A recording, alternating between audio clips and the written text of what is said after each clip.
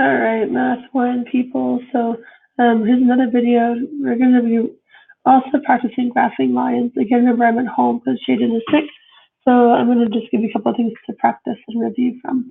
So we're going to have to sketch the line using these equations. So remember that the intercept slope form is mx plus b, and m is my slope, and b is my y-intercept. So you've done this before, we've done this in this class before, but just in case you forgot, so I'm going to start with, this is my -2, this is my b, my y-intercept, so I'm going to go down to -2 right here, and then my slope is 7/2, where it's rise over run. So if it's a +7, I'm going to go up 7, and then I'm going to go to the right, the positive direction 2. So 1, 2, 3, 4, 5, 6, 7, 1, 2. There's my next point. And then use your straight edge. I don't have a straight edge, it's on the computer, but pretend like that's straight. And there's your line. And you'll use a straight edge so it'll look neater than that. It looks a little sloppy, but I can't do it without like that. Okay, so that's one of them. And then, so again, remember you start here with your y-intercept, and then you graph it using your slope there. And so here's another one. Your y-intercept, that's your b, is at +3. So 1, 2, 3. And your slope is, oh, this is different. It's -6. So remember, -6/1 is the same thing. So in this, I'm not going to do it for you, but you're going to go down 6. And then to the positive direction 1. So that's how you're going to get your next point on this one, and then connect the points. And then I was going to show you another one. This is y equals 5, and notice there is no x. If I were to rewrite this, I could say y equals 0 times x, and then minus 5.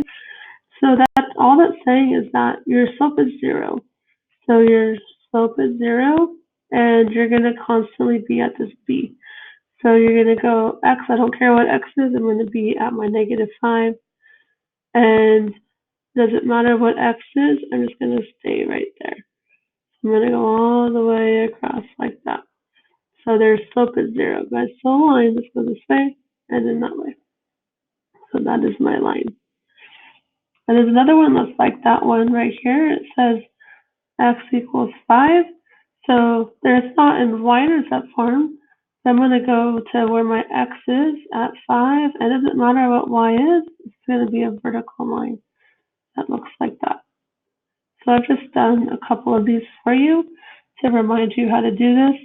You need to do all of these. You should easily get this worksheet done quickly, I believe. And if you can't, then ask your teacher for help.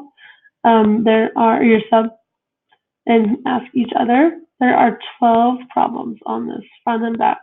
These are the answers that I'll be giving to the sub to help. So you have these 2 pages using this format right here. These done.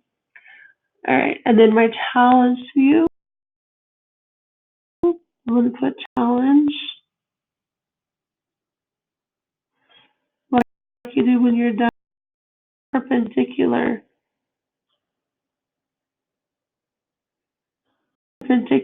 lines. Ooh, look at that fold. So I actually am going to ask you that you have to do this after you do this graphing basics, and they all have the same. They have the same y-intercept. That'll make it easy. But perpendicular, remember, they're going to cross to make that right angle. Look at your notes on how to do that. So I would like to have the equations, and I would like to see the graph. So you actually need to graph it too. All right, so look at your graph.